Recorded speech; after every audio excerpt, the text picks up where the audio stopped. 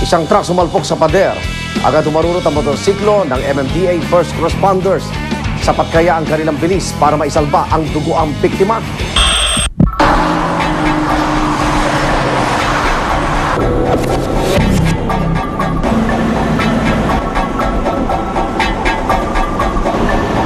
Bilang first responder, kami yung nauuna lagi sa site ng insidente.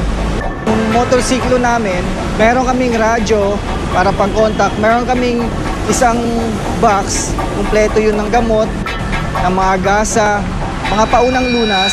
Karamihan kasi ngayon, marami tayong mga motorcycle accident, mga bali-bali.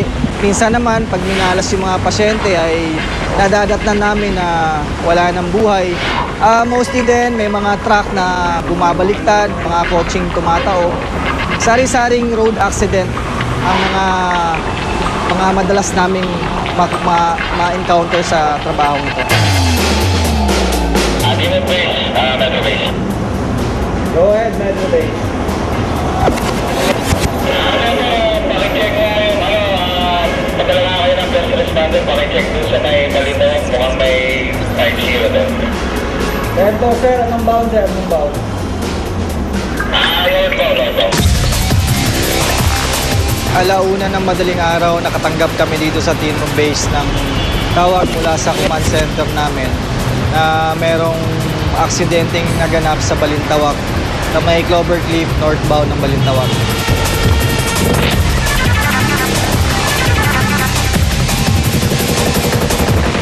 Dahil dito kasi sa Metro Manila, masyadong matraffic.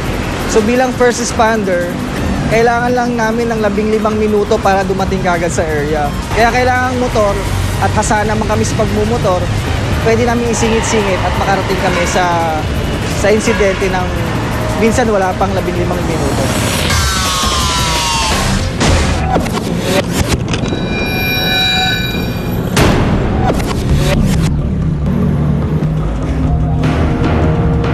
Ito pala ay isang truck na may loaded siya ng mga bakal, bali 14-wheeler truck. So ang nangyari, ang kwento sa akin ng driver na walan daw ng preno, kaya bumangga sila sa pader.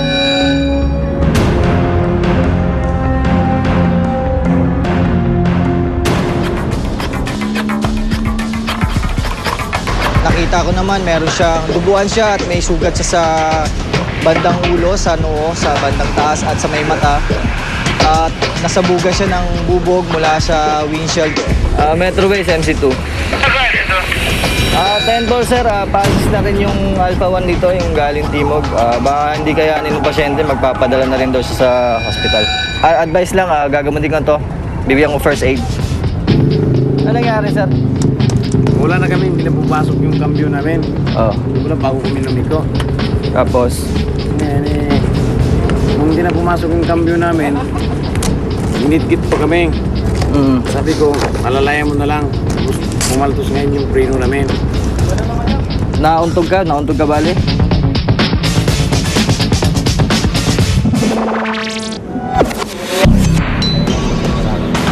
Di ba nagmaneho ikaw? Ikaw pahinante. Ayon naman sa aking assessment, naamoy ko yung pahinante, naamoy alak. At nung nilapitan ko rin yung driver, ganun din, amoy alak. So, malamang nagmamaneho ng lasing yung driver. Super light